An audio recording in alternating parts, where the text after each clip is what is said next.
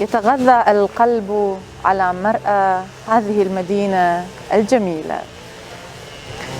منذ عدة أيام وأنا أضع الخطط في رأسي لمغادرة وطني، ولكن أمام هذا المنظر تذوب مثل ندى الصباح. مما نبدأ من القلب طبعا، إن كان ذلك ممكنا، وإن كنت تعرف كيف. القلب مطمئن لأن المنظر يذكره بما يحبه الوطن، أيضا بالواجب الذي ترك لك. حافظ على وطنك واسم البوشناق والدين والثقافة، لأن فقدان الهوية تدفعها بالاستعباد والإهانة.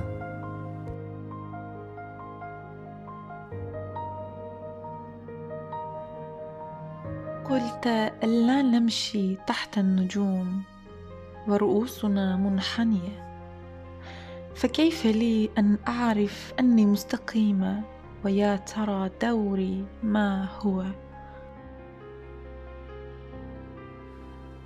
عندما تعيشين كل مراحل في حياتك وتبقين سامدة وتتخلين عن الأمل الزائف والمواساة، تضغطين على أسنانك لتنظري إلى الحقيقة بأعين منفتحة، فحينئذ تفهمين أن المعنى الكامل للحياة هو محاربة الشر.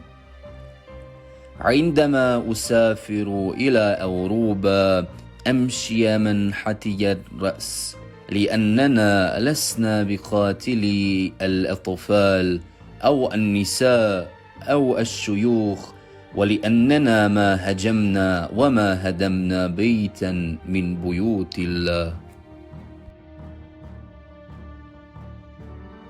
عندما قاتل أسلافنا من أجل هذه الأرض، فعلوا ذلك من أجل الخير والسلام الذي أرادوا رؤية أحفادهم فيه.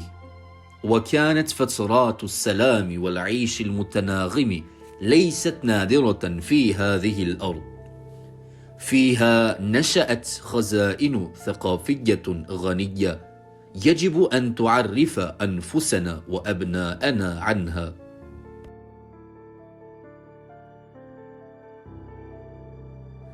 لا تنس إن شجاعة الامرأة البوسنية، قوتها وفخرها، كانت من العوامل الحاسمة في كفاح البوسنية وقومها للبقاء.